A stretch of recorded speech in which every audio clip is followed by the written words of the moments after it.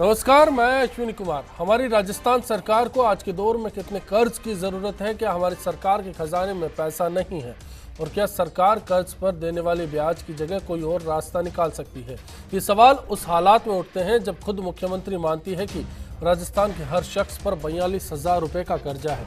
ऐसे हालात में जब हमारे मंत्रियों और विधायकों को विकास के लिए पैसा नहीं मिलता और फाइनेंस सेक्रेटरी फाइलों पर नो का कमेंट डाल देते हैं, ऐसे हालात में जब राजस्थान सरकार का बैंकों में 9,000 करोड़ रुपए से ज़्यादा का धन जमा हो, ऐसे हाल में जब सवाल उठता है तो बीती 2 सरकारों के राज में हमारे बजट का 50% से ज़्यादा पैसा खर्च नहीं होने का मसला भी सामने आता है।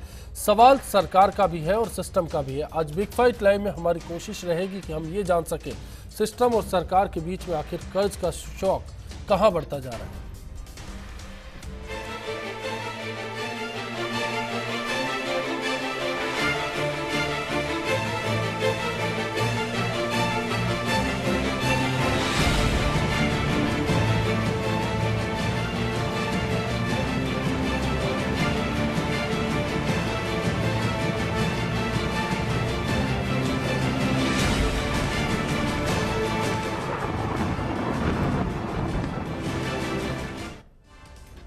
चर्चा के लिए खास मेहमान हमारे साथ जुड़ चुके हैं। बीजेपी नेता श्याम सुंदर झा हमारे साथ हैं, कांग्रेस नेता लोकेश शर्मा हमारे साथ हैं, आर्थिक विश्लेषक कनिक शर्मा हमारे साथ हैं, पूर्व प्रशासनिक अधिकारी राजेंद्र भानवत बातचीत में हमारे साथ होंगे।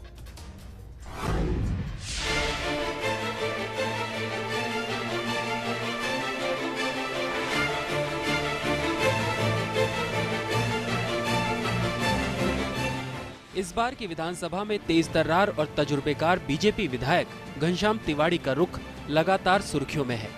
बीते 3 दिन के दौरान हर बार तिवाड़ी ने अपने सवालों से ही अपनी सरकार को घेरा है। पहले भूमि अधिग्रहण के बिल में संशोधन के बाद अध्यादेश लाने की तैयारी में रही सरकार को भी तिवाड़ी ने ही मुश्किल में डाला था।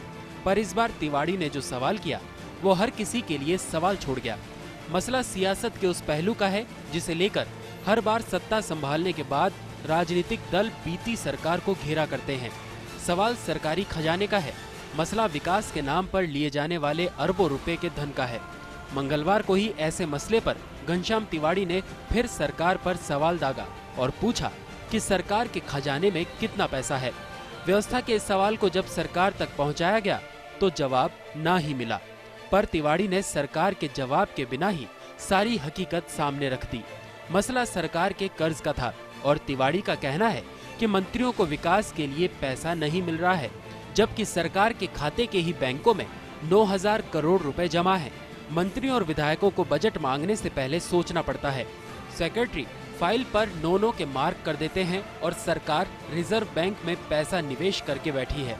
तिवाड़ी ने चाहे किसी भी नियत से सवाल खड़ा किया हो, पर अब सरकार इस पर घिर चुकी है, क्योंकि गहलोत पर सरकार ने ही खजाने को खाली करने के आरोप लगाए थे। तो क्या सच में खजाना खाली ही था? दूसरी तरफ मार्च 2014 में रिजर्व बैंक में सरकार के 8,997 करोड़ रुपए जमा थे, तो 31 मार्च 2013 को ये रकम 12,127 करोड़ रुपए थी। मतलब ये वक्त गहलोत सरकार का था और तिवाड़ी ने सरकार से ये ही पूछा था कि इस दौरान विधानसभा चुनाव से ठीक पहले अक्टूबर से लेकर अब तक हर महीने की पहली तारीख को सरकार के पास कितना पैसा रहा और कितना पैसा सरकार ने रिजर्व बैंक में रखा। सवाल भले ही आंकड़ों में उलझता नजर आता है, पर इस सवाल में सरकार ने जवाब ना देकर शायद खुद को उलझाने से बचाने की कोशिश की हो, वरना खजाने के खाली होने और ना होने की हकीकत भी शायद सामने आ जाती है। शायद ये भी पता लग जाता कि किसान की मदद के लिए सरकार के पास क्या पैसा नहीं है और क्या राजस्थान की तकदीर हर बार केंद्र के नजरो करम और कर्ज के पैसे से ही बदली जा सकेगी।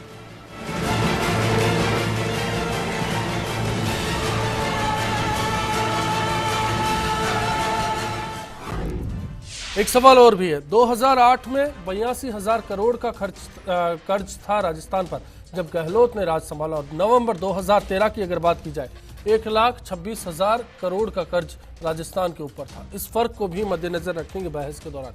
लेकिन सबसे पहले श्याम सुंदर झा साहब आपके पास में आएंगे और आपसे जानना चाह रहे हैं कि आपकी सरकार, आपके दल की सरकार की क्या मजबूरी है कि वो ये नहीं बता सकते कि सरकार के पास आज की तारीख में खजाने में कितना पैसा है।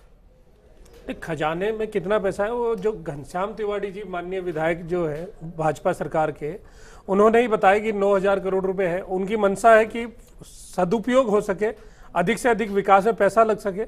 लेकिन आपसे घनश्याम तिवारी जी ने नहीं बताया 9,000 करोड़ है, ये सीएजी की रिपोर्ट ने बताया है। घनश्याम तिवारी जी तो पूछते रह गए सरकार से, और जब सरकार ने उनकी नहीं सुनी तो लोकेश जी बोलने दीजिए एक बार, मैं लोकेश जी आपके पास आऊंगा, लोकेश जी मैं आपके पास में आऊंगा, बोलने दीजिए एक बार इनकी बात। राजस्थान जितना बड़ा प्रदेश है जी, आप खुद बताइए कि बैकअप के नाम पे राजस्थान सरकार के पास कितना धन होना चाहिए? आज कितना बड़ा प्रदेश आप मानते हैं 9,000 करोड़ को आप बैकअप के नाम पर रिजर्व बैंक में के अलग अलग खातों में जमा रखते हैं, और विधायक और मंत्री जब आपसे पैसा मांगते हैं तब आपके पास फूटी कोड़ी नहीं है। अश्विनी जी वही मैं क्लियर करना चाह रहा हूं आपको। विधायक और मंत्री जब मांगते हैं, विकास के लिए पैसा मांगते हैं, क्या आज जैसे प्राकृतिक आपदा आई, क्या इन चीजों के लिए धन नहीं होना चाहिए? जो योजनाएं चल रही है, जो योजनाएं चल रही है, 9,000 करोड़ था तो श्याम सुंदर झा साहब आपने सत्ता संभाली। लोकेश जी एक और सवाल का जवाब ले लेता हूँ। लोकेश जी मैं आपके पास भी आ जाऊंगा, एक और सवाल का जवाब दे दीजिए आप। मुझे इतना बता दीजिए कि 2013 नवंबर के बाद में सत्ता संभाली आपने, और बीते 1-1.5 साल के दौरान जो भी सरकार आपकी रही, आपका बजट रहा, कितना इस्तेमाल हुआ? बजट में आप जो पुरानी योजनाएं चल रही थी, मेट्रो चल रहा है, मेट्रो की योजनाएं चल रही है, और उसके अलावा जो अन्य रोड की योजनाएं, जो फ्लाईओवर बन रहे हैं उनकी योजनाएं, क्या आपने पूरा पैसा इस्तेमाल किया? गहलोत राज से 2008 से लेकर 2013 के दरमियान जितना पैसा आया उससे ज्यादा कहीं आपने इस बार परसेंटेज में अगर माना जाए 45-48% उस वक्त खर्च होता था, क्या आपने 55-60% खर्च किया? बिल्कुल, अधिक से अधिक जितना पैसा। मैं आपके पास में आऊंगा, इस सवाल का जवाब चाहूंगा आपसे कि अगर आंकड़ों पर अगर गौर किया जाए तो क्या नजर आता है, विकास कहाँ रुक जाता है? आंकड़े तो दूसरी कहानी बयान कर रहे हैं। अगर हम 14-15 के बजट को देखें तो उसमें एनर्जी सेक्टर के लिए 14,300 करोड़ रुपए का आउटले था, प्लान्ड आउटले था, और उसमें से असली खर्चा हुआ 7,200 करोड़, यानी 50%। सोशल एंड कम्युनिटी सेक्टर के ऊपर जो खर्चा लोकेट सैंक्शन हुआ गया था वो था 24,000 करोड़, और उसमें से खर्च हुआ 15,000 करोड़, यानी सिर्फ 60%। राष्ट्रीय माध्यमिक शिक्षा अभियान जो है RMS है, उसके तहत यूनियन गवर्नमेंट का बजट था पिछले साल का 3,565 करोड़, जिसमें से करीब 200 करोड़ रुपए राजस्थान को सैंक्शन हुए। राजस्थान ने सरकार ने उसमें से खर्च किया 0 RMS से। तो खर्चा सैंक्शन हो रहा है, खर्चा लोकेट हो रहा है, बजट पूरा लोकेट हो रहा है, उसका यूज नहीं किया जा रहा। अभी एक ताज़ा रिपोर्ट में हम ये जानते हैं कि 25 MP हैं राजस्थान में, उनमें से सिर्फ संतोष अहलावत जो झुंझुनू की हैं, उन्होंने इस बार जो member of parliament local area development fund होता है 5 करोड़ का, उसमें से उन्होंने 2.5 करोड़ रुपया यूज किया, सिर्फ एक MP ने। उसके अलावा किसी भी MP ने 1 रुपया यूज नहीं किया। गहलोत राज पे आऊंगा मैं, क्या उस दौरान भी ऐसे ही हालात थे? हालात हमेशा से एक से ही हैं। लोकेश अब आप भी अलग नहीं है, इसमें फर्क कुछ नजर नहीं आता, चाहे अब हो चाहे तब हो। अश्विनी जी फर्क की बात जहां तक कहूं तो सीधे तौर पर आज ये स्पष्ट हो गया, क्योंकि जिस बात को कांग्रेस लगातार कहती आ रही थी, पूर्व मुख्यमंत्री हमेशा एक बात कहते थे कि वसुंधरा राजे पूछे तो सही, मैं बताता हूं खजाना है कहां। क्योंकि मुख्यमंत्री जो वसुंधरा राजे हैं वो एक ही बात लगातार कहती आ रही हैं कि पूर्ववर्ती सरकार ने हमें खजाना खाली करके दिया है। जो 9,0000 करोड़ आपने बचा के रखे हुए थे, क्या वो इस प्रदेश का खजाना नहीं था? आपने क्यों इस प्रदेश की जनता को भरमाया और लगातार ये जुमला अपनाया कि पूर्ववर्ती सरकार ने खजाना खाली कर दिया, हमारे पास विकास करने के लिए पैसा नहीं है, और आपने 1 साल से ज्यादा निकाल दिया, किसी को 1 कौड़ी तक नहीं दी विकास के नाम पर, और आप लगातार आरोप लगाते रहे कि पूर्व मुख्यमंत्री अशोक गहलोत खजाना खाली करके गए हैं। आप भी दूध के धुले नहीं थे लोकेश जी, ऐसा आंकड़ों में आ रहा है सामने। देखिए अश्विनी जी, कर्ज आपको 82,000 करोड़ कोई फर्क नहीं है। हमने लगातार 3 साल तक सरप्लस में बजट दिया, आपके राज्य में बढ़ा है। हमने हमारे समय में 3 साल सरप्लस का बजट दिया, और जो 2013-31 मैं आंकड़ों पर आ जाऊंगा, कनिष्ठ हमारे साथ बता देंगे तस्वीर को, लेकिन उसके बाद सिस्टम की बात जो 2014 की बात थी, 31 मार्च 2014 को हमने 9,000 करोड़ रुपए उसमें छोड़े, उसका कोई हिसाब किताब नहीं है। आज इन्हीं के लोगों को, अश्विनी जी एक मिनट, आज इन्हीं के विधायक को ये कहना पड़ा सदन में कि सरकार ने उनकी नहीं सुनी, तब जाके सीएजी से उन्होंने रिपोर्ट ली। ये कैसी सरकार है? मैं इस पर दूसरे दौर में आपके पास में आऊंगा और इस पर जवाब लूंगा मैं आपसे। कृष्णा कोरानी जयपुर से, उनसे सुन लेते हैं उनकी क्या राय है, फिर मैं भानावत साहब के पास आकर फिर कनिष्क आपके पास में आऊंगा। जी कृष्णा जी। फारिक साहब नमस्कार। नमस्कार फारिक साहब, अभी बीजेपी के जो अफवाह कह रहे थे कि 2008 या 2006 के अंदर कांग्रेस के विधायकों के पास मतलब जो पैसा नहीं था, जो उन्होंने विकास नहीं करा। इन महोदय से मैं आपके चैनल के माध्यम से दो बार सवाल कर, एक सवाल कर दो, दो तो छोड़ो, ज्यादा दो नहीं। प्रताप सिंह खाचरियावास एक ऐसे एमएलए थे जिनके कोटे में पूर्व सरकार ने इतना बजट दिया था कि आज उनकी कॉलोनी की जाके आप देख लो, एक ही विधायक ने उस इलाके के अंदर इतना तकड़ा विकास करवाया है कि आज भी हमारे घनश्याम तिवारी इस इलाके के एमएलए होने के बाद में भी आज कोई विकास नहीं है। चलिए, ये दर्शक की राय है और इसको आप समझ सकते हैं कि किस मायने में लिया जाना चाहिए। बनावत जी, आपके पास में सिस्टम की बात अगर की जाए और सरकार की अगर बात की जाए, ये कर्ज को लेकर हम सवाल आ रहे हैं, उससे पहले मैं जानना चाहूंगा खर्च को लेकर, खर्च क्यों नहीं हो पाता, यहाँ किसकी कमजोरी नजर आती है? विधायक कहते हैं पैसा मांगते हैं मिलता नहीं। देखिए, ये बात समझनी होगी कि खर्च करने के लिए एक तंत्र बना हुआ है, उसमें स्वीकृतियां तो बजट में घोषणाएं कई प्रकार की लोकप्रिय घोषणाएं कर दी जाती हैं, उनको किस प्रकार से क्रियान्वित किया जाएगा इस बारे में कोई विस्तृत रूपरेखा नहीं होती है कई बार।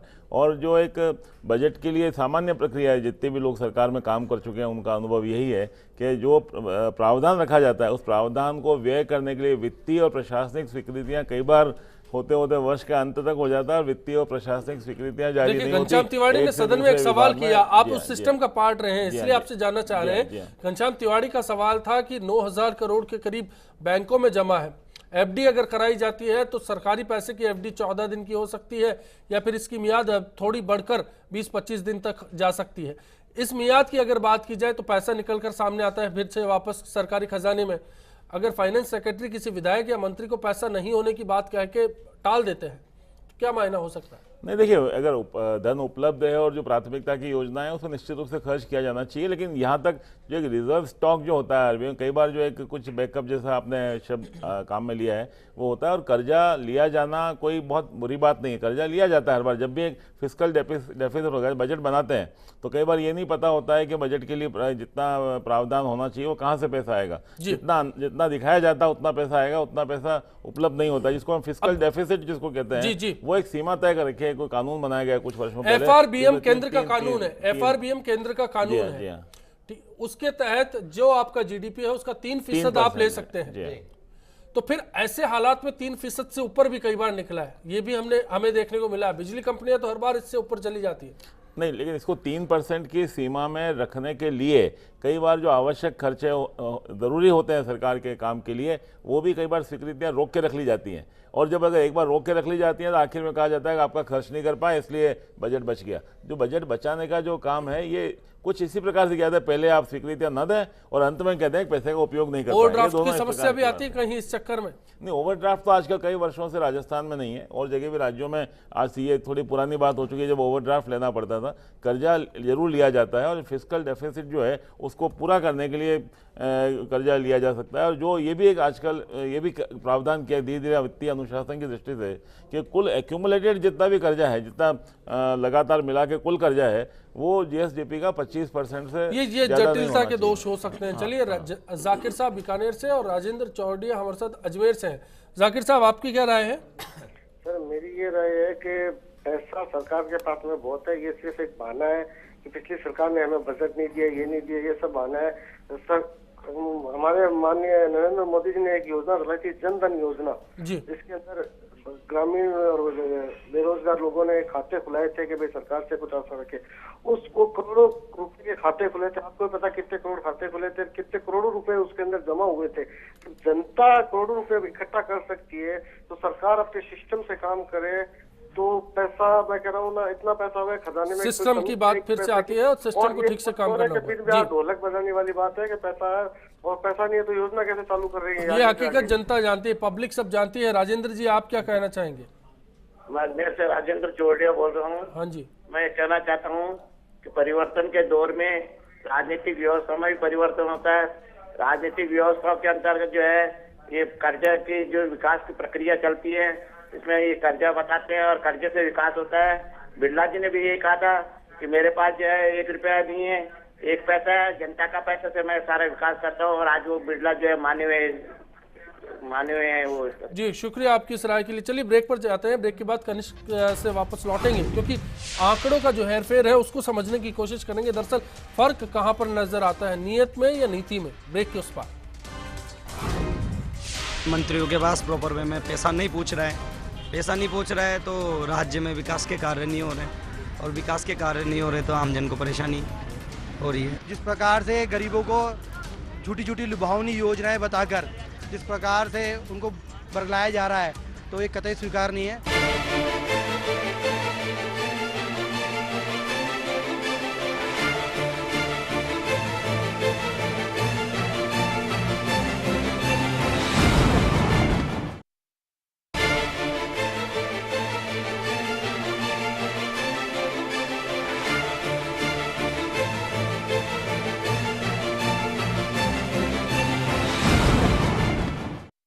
तो निश्चित रूप से ये सरकार के लिए आवश्यक है कि जो अपन रेट ऑफ इंटरेस्ट ज़्यादा देते हैं उससे बचना चाहिए, और अपने पास अगर मान लो कोष का संकलन है तो अपने कोष को प्रयोग में लेना चाहिए, ताकि राजस्थान की जनता को, राजस्थान की सरकार को अधिक से अधिक ब्याज का भुगतान ना करना पड़े। ये आवश्यक है कि सरकार और सरकार के जो लोग हैं वो राजस्थान के विकास में जो अपनी पूंजी है, अपनी कैपिटल, अपना कोष है, उसको समय पर काम में ले। वित्त विभाग में मंत्री और मुख्यमंत्री जी के प्रपोजल भी टर्न डाउन हो रहे हैं, ये पहली बार हो रहा है। दुर्भाग्य है हमारा। मैं समझता हूं कि जब केंद्र और राज्य की स्कीमों का पैसा हमारे पास में है तो वित्त विभाग कौन सी हैसियत से उनको टर्न डाउन कर रहा फाइलों को, और वो हम पूरे बजट का 60 और 70% से ज़्यादा खर्च नहीं कर पाते हैं। इसलिए सही कह रहे थे तिवाड़ी जी कि जब पैसा हमारे पास में है और उसके बावजूद हम लोगों को राहत नहीं दे पा रहे हैं, और हम जो योजनाएं चलाने के लिए पैसा केंद्र सरकार से, विश्व बैंक से, वर्ल्ड बैंक से, नाबार्ड से जो ले रहे हैं उनका हम ब्याज ज़्यादा दे रहे हैं, और हमें जो बैंकों में पैसा पड़ा हुआ है हमारा जो उस पर ब्याज कम मिल रहा है। पूर्ववर्ती सरकार में ग्रामीण विकास का जो मद आया था तो उसके हजारों हजार करोड़ रुपए लैप्स होकर वापस केंद्र को चले गए। वास्तव में कोई न कोई सिस्टम में खामी है, और अब हमारी मुख्यमंत्री वसुंधरा राजे जी है, वो इन खामियों को दूर करने के लिए प्रयासरत है। सिस्टम में खामी के बीच में आज हमारा सवाल है, क्या विकास कार्यों के लिए मंत्रियों को पैसा नहीं मिलता? firstindianews.com हमारी वेबसाइट है, इस पर राय दे सकते हैं। फेसबुक पर भी आप बता सकते हैं सवाल को लेकर आप क्या सोचते हैं। KARZ कर्ज ट्विटर पर हैशटैग के साथ आप ट्रेंड कर रहा है, वहां पर भी जाकर राय दे सकते हैं। कनिष्क आपके पास में लौटेंगे, आंकड़ों को समझना चाहेंगे, इस आंकड़े का हेरफेर कहां पर आकर रुक जाता है? मैं इसमें एक बहुत छोटा सा एग्जांपल बताऊंगा। ये जो डेफिसिट और सरप्लस को मैनेज करने का खेल है, हमें ध्यान है कि चिदम्बरम जी ने सरकार गई 2014 के बाद, चिदम्बरम जी ने जब बजट पेश किया तब उन्होंने क्या किया कि अपना फिस्कल डेफिसिट 4.6% रखने के लिए और अगली सरकार को 4.1% का टारगेट देने के लिए उन्होंने उस साल के जो प्रॉफिट्स और डिविडेंड्स पेट्रोलियम कंपनीज को अक्रू हो रहे थे 90,000 करोड़ रुपीस के, वो पहले वाले क्वार्टर में ले लिए। इस तरह से उन्होंने डेफिसिट कम कर दिया। ठीक ऐसी फाइनेंशियल बाजीगरी हर सरकार द्वारा की जाती है कि ऐसे कुछ रेवेन्यूज, ऐसे कुछ रिसीट्स पहले अक्रू कर लिए जाएं, पिछले क्वार्टर में दिखा दिए जाएं। और जैसे अभी वसुंधरा राजे जी की जब सरकार आई तब उन्होंने पहले बजट में बोला कि 4,219 करोड़ का डेफिसिट है। अब ये डेफिसिट सच में है कि नहीं, डेफिसिट उतना ही है, सरप्लस था, नेट टू नेट बजट था, ये जानना हमारे लिए बहुत मुश्किल है, क्योंकि ये जानना बहुत मुश्किल है कि किस तरह के अकाउंटिंग प्रिंसिपल्स यूज में किए गए हैं। एक चीज में मैं और डिफर करता हूं, जो कि मैं आप लोगों को बताना चाहूंगा कि खर्चे की जहां तक बात है, 2005-6 से लेकर 2015-16 तक सिर्फ एजुकेशन पे 1 लाख करोड़ रुपए खर्च किए हैं राजस्थान सरकार ने, सिर्फ और सिर्फ एजुकेशन पे। एक रिपोर्ट आती है ASER, annual status on education report, जो 2006 की भी हमारे पास है और इस बार 2015 की भी हमारे पास है। 2006 की जो रिपोर्ट है वो ये बताती है कि जो गवर्नमेंट स्कूल्स में एनरोलमेंट था वो था राजस्थान सरकार के अंदर, जो ग्रोथ रेट थी उसकी 2005 से वो थी 25%, इस बार की ग्रोथ रेट है 18%। प्राइवेट स्कूल के एनरोलमेंट जो 30% था तब, अब वो बढ़ के 42% हो गया है। मतलब लोग, पैसा खर्च हुआ 1 लाख करोड़ तो भी बच्चे गवर्नमेंट स्कूल से बाहर जा रहे हैं, शिक्षा का स्टैंडर्ड्स गिरे हैं। ये बानवा जी, क्या ये मिसमैनेजमेंट है जिसके कारण परेशानियां पैदा होती है?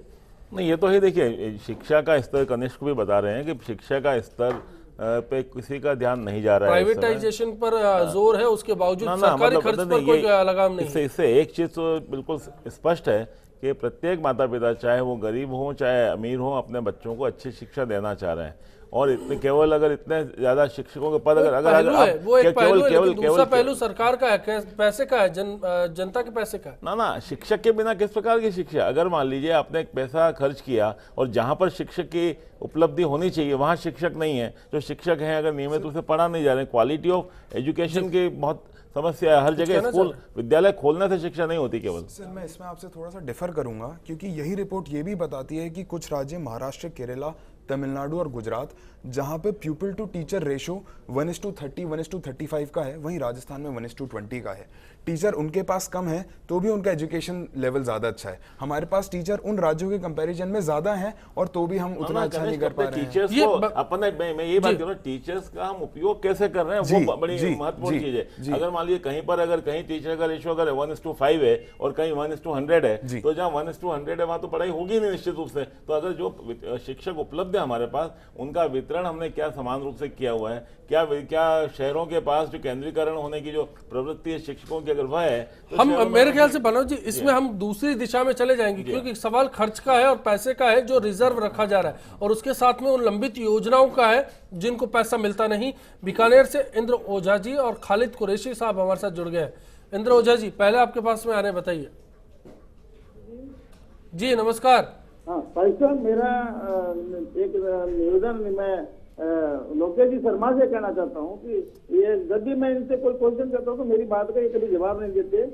आज मैं इनसे एक सवाल पूछना चाहता हूँ, बीजेपी के भी बैठे इनसे भी मैं निवेदन करना चाहता हूँ। हाँ जी। मेरा थोड़ा हटके विचार है कि ये जो राजस्थान के ऊपर, मुझे जहाँ तक याद है, बैरू सिंह जी शेखावत साहब ने जो सरकार चला के गए थे तो 29,000 करोड़ का कर्जा था राजस्थान पे। गहलोत साहब आए तो उस कर्जे को 55,000 करोड़ में ले गए। इसके बाद वो कर्जा गया 82,000 करोड़ के अंदर, आज 1,36,000 करोड़ में। ये मुझे लोकेश जी से, मैं इनकी लंबी सरकार प्रदेश में और केंद्र में रही है, तो ये मुझे आज इस सवाल का जवाब जरूर दें कि इस कर्जे को, ये कर्जा चुकाएगा कौन? ये राज्य। चलिए लोकेश जी इसका जवाब दीजिए खालिद साहब, मैं उसके बाद में आपके पास में लौटूंगा। लोकेश जी छोटे में बताइएगा। देखिए, जहां तक आप कर्जों की बात कर रहे हैं कि कर्जे लगातार बढ़ रहे हैं, तो उसका सीधा सा जवाब है कि चाहे किसी भी पार्टी की सरकार हो, प्रदेश में और देश में, जो जनहित की योजनाएं होती हैं, जिसे कह सकते हैं कि हम सामाजिक सरोकार से संबंधित जितनी योजनाएं बनाई जाती हैं और उसके लिए जो फंड अलोकेट किया जाता है, धीरे धीरे वो बढ़ता चला जाता है। और उन्हें उपयोग में लेने के लिए, चाहे किसी की सरकार हो, मैंने ये पहले भी कहा कि कर्जा लेना कोई बुरी बात नहीं है। जो एक FRBM जो संस्था का नाम लिया गया, जिस तरीके से उसके नॉर्म्स के अंतर्गत ही बढ़ा है, वो जो 3% की बात की गई, जितने भी बार ये, लेकिन लोकेश जी सवाल उस पर लगने वाले कर्ज का भी है जिसका बोझ जनता पर पड़ता है, फिर टैक्सेस लगते हैं और फिर जनता पर बोझ पड़ता जाता है। इस बीच में पैसा योजनाओं के लिए नहीं मिलता, और वही सवाल आज लेकर आए खालिद साहब के पास भी आ जाते हैं। खालिद साहब आपसे जानना चाहेंगे। सर नमस्कार। नमस्कार। सबसे बड़ी खराबी सिस्टम में है जी। सरकार पैसा जारी करती है, गरीबों के पास पहुंचता नहीं है। स्कूलों के लिए 1 लाख करोड़ जितने भी जारी करती है, वो आज तक किसी गरीबों के पास पहुंचा नहीं है। स्कूलों में वो के वही हालात है। सरकारी स्कूलों में आप हालात देख ले या सरकारी डिस्पेंसरी में हालात देख ले, वही कोई है। सरकार को चाहिए सिस्टम को बदलना होगा, सिस्टम को चेंज करे, सिस्टम में बदलाव लाओ, उसके बाद कुछ बदलाव हो सकता है। शुक्रिया आपका इस चर्चा में शामिल होने के लिए। श्याम झा साहब आपके पास में जी बात कहनी है मुझे।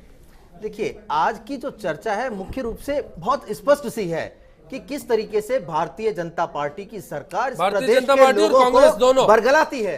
भारतीय जनता पार्टी और कांग्रेस दोनों, आप अपने आप को क्यों बचा रहे हैं? हम अपने आप को इसलिए बता रहे हैं कि हमने जो भी बजट दिया बिल्कुल साफ सुथरा था और हर बार सरप्लस में बजट दिया। इन्होंने ये जुमला पूरे प्रदेश में चलाया। कनिष्क चलिए आंकड़ों के लिए मैं फिर कनिष्क आपके पास में आ जाता हूं। क्या ऐसा हुआ है? तमाम योजनाओं को रोक दिया। 1 साल तक बुजुर्गों को पेंशन नहीं मिली। जो मुख्यमंत्री की निःशुल्क दवा योजना थी वो तक ठंडे बस्ते में डाल दी। श्याम झा साहब पहले इसमें जवाब दिया, मैं पैसा नहीं होने का बहाना बनाकर, यानी इस प्रदेश की मुख्यमंत्री का निकम्मापन था जो काम नहीं कर रहा था और लगातार बहाना बनाती रही कि खजाना खाली है। 1 साल तक किसी को कुछ भी नहीं दिया और आज भी उन योजनाओं को पब्लिक के दबाव में करना पड़ा है। जी श्याम झा साहब जी, मैं लोकेश जी को जानकारी देना चाहता हूँ, 9,000 करोड़ की जितने की ये बात कर रहे हैं, बिजली विभाग का साल भर का ब्याज जाता है लोकेश जी, जो आपने खड़ा कर रखा है। करोड़ की बात ये कर रहे हैं कि 80,000 करोड़ रुपए का बिजली विभाग का आपने कर्जा को दे दिया, 90,000 करोड़ का कर्जा बिजली विभाग दिया, और आप जो कर्जा लेते हैं आप लोगों ने कर्जा लेकर के आपने प्रदेश की जनता के साथ धोखा किया है, राजकोष को हानि पहुंचाई है। सजा मिलनी चाहिए सरकार को इस बात की कि 4% आपको मिला, 4.25% आपको मिला। आपने जो लोकेश जी, क्या आपको भी इसी बात की सजा मिली? क्या आपको भी इसी बात की सजा मिली कि आप 21 पर सिमट गए थे? देखिए, आज की बात आप लगातार आंकड़ों में उलझाने का प्रयास कर रहे हैं। आंकड़ों से ही हकीकत सामने आएगी। आपके पास पैसा था और उस पैसे को आपने उपयोग नहीं लिया। आपने अपने विधायकों को, अपने मंत्रियों को स्पष्ट मना कर दिया, ये बहाना बनाते हुए कि खजाना खाली है।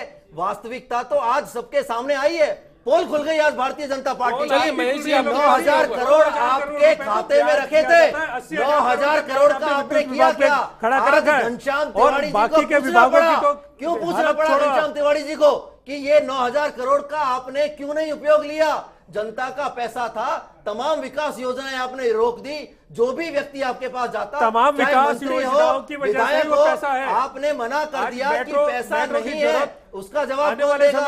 कौन देगा उसका जवाब? उस पैसे को लेकर कर क्या रहे थे आप? आपने उस पैसे का उपयोग क्यों नहीं लिया? मेरे ख्याल से ये बहस फिर आप आंकड़ों की जगह कहीं और ले जा रहे हैं। महेश शर्मा जी हनुमानगढ़ से, उनकी राय जानते हैं, फिर मैं आपके पास में आऊंगा। महेश जी बताइए। महेश शर्मा जी आप हैं? लगता है कॉलर डिस्कनेक्ट हो गए। आंकड़ों की बात है, सरप्लस बजट को लेकर दरअसल चर्चा थी, इसलिए जानना चाह रहे हैं क्या कभी ऐसा सच में हुआ है? कनिष्क, देखिए, मैं इसमें बताना चाहूँगा, अशोक गहलोत जी की अभी पूर्ववर्ती सरकार, उससे पहले वाली सरकार, दोनों टाइम पर 10 साल के अंदर energy sector, transport, rural development and social and community development में जितना फंड एलोकेट हुआ था उतना खर्च नहीं हुआ है इनकी 10 साल की सरकार में। मतलब ये जो डिफरेंस बता रहे हैं वैसा डिफरेंस है नहीं। इन 10 सालों में भी जो बजट सैंक्शन हुए हैं, जो फंड्स एलोकेट हुए हैं, उतना खर्चा नहीं हुआ है। दूसरी मैं एक बात कहना चाहूँगा, जहाँ मैं थोड़ा सा इनसे इत्तेफाक रखता हूँ कि फाइनेंशियल अकाउंटेबिलिटी होनी चाहिए।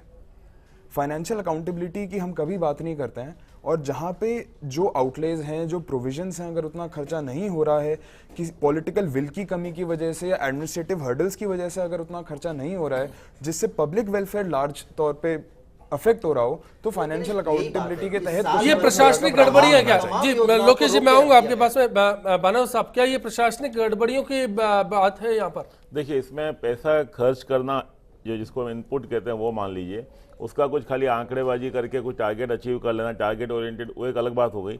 उसका प्रभाव क्या हो रहा है, इम्पैक्ट जो कहते हैं, आउटकम कहते हैं, उसको नापने के सामान्यतः प्रयास नहीं होता। और जो जनता में जो संदेश निश्चित रूप से जा रहा है, इतना पैसा लाखों करोड़ों हजारों करोड़ रुपए खर्च होने के बाद भी लोगों की जिंदगी में बदलाव नहीं आ रहा। जनता तो यही समझती होगी विधायक ने पैसा मांगा और सरकार ने नहीं दिया। तो इससे ज्यादा कहीं मेरे ख्याल से जितने आंकड़ों की बात कर रहे हैं हम लोग, वो तो उन तक समझ में मेरे ख्याल से नहीं आते होंगे। सिर्फ सिंपल सी बात है, साधारण सी बात है, विधायक ने प्रपोजल तैयार किया, फाइनेंस डिपार्टमेंट के पास में वो गया, मंत्री का प्रपोजल है, वो गया और वहां से उसको नकार दिया गया। नहीं, देखिए पैसा नकारने का कोई कारण होना चाहिए। ये तो क्योंकि जब तक कोई स्पष्ट मामला सामने नहीं हो, कहना बड़ा मुश्किल है क्यों नकारा, क्या नकारा। लेकिन अगर बजट में प्रावधान था, अगर ऐसा कह के नकार दिया जाए पैसा नहीं है, सरकार का खजाना खाली है, तो ये गलत है। तो स्पष्ट रूप से लगे ही रहा है गलत है। स्थिति फैलाई गई पूरे प्रदेश में ताकि ये माइलेज ले सके और इन्हें काम नहीं कराना पड़े। जवाब श्यामजा साहब, आप काम करना भी चाहते हैं और काम के लिए पैसा भी नहीं है, कैसे संभव होगा? जैसा कि आप अश्विनी जी पहले भी मैंने कहा, 9,000 करोड़ की अगर अपन बात करते हैं, मान लिया आपने इतनी योजनाएं चल रही है, रिजर्व रखा है, आप अपने बजट का इस्तेमाल नहीं कर पाए, पैसा जो आपको योजनाओं में मिला, जिस मद में मिला, उसको पूरा खर्च नहीं कर पाए। केंद्र सरकार से जो भी योजनाएं आती है, केंद्र सरकार की जो भी योजनाएं आती है, वो तुरंत में पैसा नहीं आता, उसका एक प्रोसीजर है, प्रशासनिक कार्रवाई है, उसके जरिए से आता है। वो ऐसा नहीं है कि घोषणा हुई और तुरंत आप घनश्याम तिवाड़ी को सदन में जवाब दे देती सरकार के, ऐसा होता है, प्रोसीजर ये है। बिल्कुल बिल्कुल, जवाब नहीं क्यों कहा गया? उसका जो भी पारदर्शिता नहीं रखना चाहते थे, जब ये अपने लोगों को जवाब नहीं देना चाहते, इस प्रदेश की जनता को क्या जवाब देंगे? आज घनश्याम तिवाड़ी जी को कैग का सहारा लेना पड़ा, क्यों नहीं इनकी सरकार ने उनको जवाब दिया? बिल्कुल, सीएजी के जरिए हकीकत को सामने रखा गया। ऐसी नौबत आई कि सदन में उन्होंने आसन से ये रिक्वेस्ट की कि मुझे सरकार जानकारी नहीं दे रही है। अरे भारतीय जनता पार्टी के विधायक हैं, उन्हीं की सरकार है, उन्हीं को जानकारी नहीं मिल रही तो इस प्रदेश के आम आदमी को क्या जानकारी देगी? कुछ कहना चाह रहे थे आप इस बारे में? मैं तो अपोजिशन पार्टी का भी फेलियर मानता हूं, क्योंकि सीएजी से इन्फॉर्मेशन रिक्वेस्ट नहीं करनी पड़ती। सीएजी की रिपोर्ट स्टेट लेजिस्लेटिव असेंबली में रखी जाती है। पिछली रिपोर्ट 27 अगस्त 2014 को रखी गई। ऑनलाइन भी है मेरे ख्याल से। ऑनलाइन भी है और रिपोर्ट रखी भी गई है सदन के अंदर भी। तो अगर ऑपोजिशन पार्टी का अब तक इस पे ध्यान नहीं गया तो ये भी दुर्भाग्य है हमारा कि हमारे पास ऐसा ऑपोजिशन है जो फैक्ट्स भी नहीं ला पा रहा है। ऑपोजिशन का काम को भी रूलिंग पार्टी को ही करना पड़ रहा है, जो काम ऑपोजिशन का है। हम लगातार ये कहते आए हैं, आप चाहे कितने भी आज तक के बयान देखेंगे पूर्व मुख्यमंत्री अशोक गहलोत के, उन्होंने एक ही शब्द कहा है कि वसुंधरा राजे इस प्रदेश को भ्रम में डाल रही है। मुझसे आके पूछे, मैं बताता हूं खजाना कहां छिपा है। सदन में आए और सदन में बोले अशोक गहलोत सदन के सदस्य हैं। लोकेश जी, आप भी नहीं बच सकते। अशोक गहलोत सदन के सदस्य हैं, सदन में आकर इस बात को बोल सकते हैं, उनको भी अधिकार है। उन्होंने ये बोला कहाँ रहते हैं सदन में? कहाँ नजर आए अशोक गहलोत? सदन में कहाँ नजर आए? उन्होंने स्थिति फैलाई और लगातार उन्होंने जवाब दिया कि खजाना खाली नहीं है। आपको नहीं लगता कि अशोक गहलोत को भी सदन में होना चाहिए? बिल्कुल होना चाहिए। वो गैर जिम्मेदार नेता है और उनकी गैर जिम्मेदार स्थिति आप देख सकते हैं। जो सदन में उपस्थिति नहीं दे सकते, जो सदन में उपस्थित नहीं हो सकता, बिल्कुल सवाल उठता है कि अशोक गहलोत सदन से बाहर रहकर सरकार को घेरना चाहते हैं और सवाल करते हैं, लेकिन इस बार भी जीत कर आए हैं, उसके बावजूद सदन में नहीं पहुंचे। फिलहाल एक ब्रेक के बाद तुरंत वापसी होगी, चर्चा जारी रहेगी। सरकार के रुख को जानना बेहद जरूरी है क्योंकि सवाल विकास का है, आपके मुद्दों से जुड़ा है। ब्रेक के उस पार। जब भी ये सरकार सत्ता के अंदर आती है तो इन सरकारों का एक ही रटा रटाया बहाना होता है कि पिछली सरकार ने खजाना पूरी तरीके से खाली करके गई है। आने वाले टाइम के अंदर हमको खजाने को वापस भरना पड़ेगा और विकास कार्य करने में हमको काफ़ी मुश्किलों का सामना करना पड़ेगा, जो कि एकदम सरासर गलत बात है। कभी घाटे में सरकार होती नहीं है, ना ही कभी कोई बजट की कमी होती है। सरकार चाहे कोई सरकार बने, चाहे कांग्रेस की हो, चाहे बीजेपी की हो, चाहे दूसरी हो, सिर्फ ये इनके काम करने की जो ये मनोदशा होती है वो एक उद्योगपतियों को लाभ पहुँचाने के लिए, या उनकी जो पॉलिसी होती है वो पॉलिसी जो है वो खुद का बिजनेस उनमें सम्मिलित करने के लिए एक पॉलिसी बनाते हैं। उसमें उस बजट को घाटे में दिखाकर अपने लाभ के लिए उस बजट का शेड्यूल बनाया जाता है।